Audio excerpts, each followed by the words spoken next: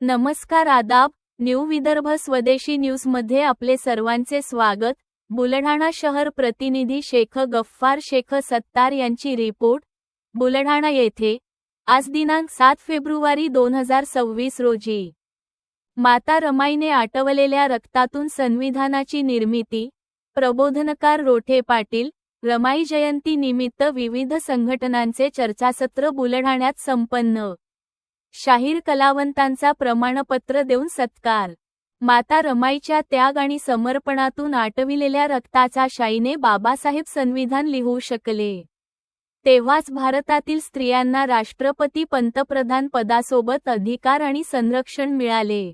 त्याच रमाईचा क्रांतिकारी त्याग समर्पणाची भावना प्रत्येक महिलांनी आत्मसात केल्यास नक्कीच घराघरात बाबासाहेब निर्माण होतील, असे मत प्रबोधनकार सतीशचंद्र रोठे पाटील यांनी व्यक्त केले. माता रमाई यांच्या जयंतीनिमित्त 7 फेब्रुवारीला बुलढाण्यातील आझाद हिंद संघटनेच्या संपर्क कार्यालयामध्ये रमाई ब्रिगेड, आझाद हिंद महिला संघटना, मातृतीर्थ रणरागिणी संघटना, किसान ब्रिगेड, ग्रामस्वराज्य समिती यांच्या संयुक्त विद्यमानाने 2 सत्रांमध्ये चर्चासत्राचे आयोजन करण्यात आले होते. प्रथम सत्रात रोठेंनी उपरोक्त मत व्यक्त केले. शाहीर शंकरराव मोरे यांचे अध्यक्षतेखाली तर ज्येष्ठ विचारवंत नारायणराव भाकडे, संजय राका, बाबूराव शेलार, विठ्ठल वाघ, विजय साबळे पाटील, कमलाकर व्यवहारे, सुरेखाताई निकाळजे, उर्मिला रोठे पाटील आदींची प्रमुख उपस्थिती होती. प्रमुख उपस्थितांसह शाहीर छाया पान पाटील, रामसिंग श्रीवास्तव, पंचफुलाबाई गवई, यशोदाबाई खंडारे, वंदना अवस्रमोल, गोपाल आमले, श्रीकृष्ण नाटेकर, आशाताई गायकवाड, भारती अवचार, ताई जाधव, भूपेश पाटील, राम व्यवहारे, मुकेश राणे, मुकेश तायडे आदींनी चर्चासत्रात सहभाग घेत अभ्यासपूर्ण मनोगत व्यक्त केले. सर्वप्रथम शाहिरी गीतातून माता रमाईंना मानवंदना देत सामूहिक माल्यार्पण, पुष्पांजली समर्पित करून चर्चासत्राला सुरुवात करण्यात आली. कार्यक्रमाचे बहारदार संचालन पंचफुलाबाई गवई यांनी तर आभार प्रदर्शन उर्मिलाताई रोठे यांनी व्यक्त केले. यशस्वीतेसाठी आयोजक संघटनांचे पदाधिकारी कार्यकर्ते यांनी अथक परिश्रम घेतले. शेवटी राष्ट्रगीताने माता रमाईंना अभिवादन करीत समारोप करण्यात आला. यावेळी जिल्ह्यातील विविध क्षेत्रातील उल्लेखनीय कार्य करणाऱ्या महिला कलावंत आणि शाहीर यांचा स्मृतिचिन्ह, प्रमाणपत्र देऊन सत्कार करण्यात आला. कार्यालयामध्ये माता रमाई यांच्या 128व्या जयंतीनिमित्त सर्वजण जमलेला आहे. आलेल्या सर्वांचे मी आभार मानते.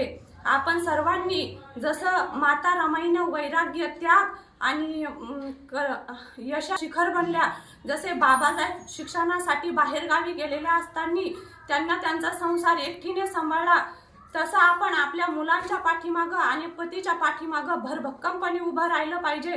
प्रत्येक सुख आणि दुःखात आपण आपल्या पतीच्या पाठीमागं जर उभं राहिलं तर एकतरी गुण आपण रमाईचा अंगीकारला पाहिजे.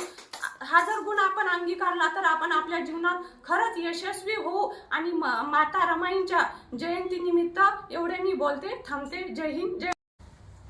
हजारो कोटी भारतीयांच्या उद्धारासाठी माता रमाईने खस्ता खाल्ल्या. माता रमाईने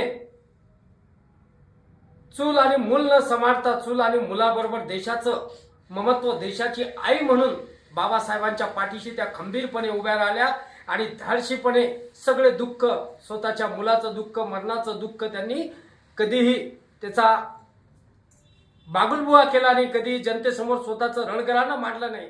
एवढ्या दुःखात सुद्धा त्यांनी स्वतःचा संसार ठामपणे करून बाबासाहेबांना होईल तेवढी मदत करण्याचा प्रयास माता रमाईने केला.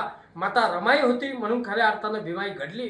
माता रमाई होत्या म्हणून खऱ्या अर्थाने जगाने सिम्बॉल ऑफ नॉलेज म्हणून डॉक्टर बाबासाहेब आंबेडकरांना स्वीकारले. ज्या बाबासाहेबांना आज भारतात सुद्धा कमी अधिक प्रमाणात मानला जाते, परंतु जगामध्ये सिम्बॉल ऑफ नॉलेज म्हणून बाबासाहेबांना लंडन युनिव्हर्सिटीनं स्वीकारलं. त्याच बाबासाहेबांच्या अभ्यासासाठी, त्यांच्या समर्पणासाठी, त्यांच्या कार्यात सहकार्य करण्यासाठी माता रमाईने खऱ्या अर्थानं जी झीज खाल्ली, ज्या खस्ता खाल्ल्या, तो त्याग आणि तो समर्पण खऱ्या अर्थानं संविधानामधल्या लिहिलेल्या प्रत्येक शाईमध्ये, प्रत्येक शब्दामध्ये माता रमाईचं आटलेलं रक्त तुम्हाला आम्हाला दिसतं. म्हणून तेव्हा कुठं संविधान घडलं आणि या संविधानातून तुम्हाला आम्हाला आज अभिव्यक्ती स्वातंत्र्य भेटलं. या संविधानातून तुम्हाला आम्हाला आज आमच्या आईला ठामपणे प्रत्येक ठिकाणी जाता येतं. आज आमची माता एक जहाज चालू शकते, एक विमान चालू शकते, आमची माता सैन्यामध्ये भरती होऊ शकते, या देशाची राष्ट्रपती, या देशाची पंतप्रधान होऊ शकते. हे एकमेव देश जर संविधानाची असेल,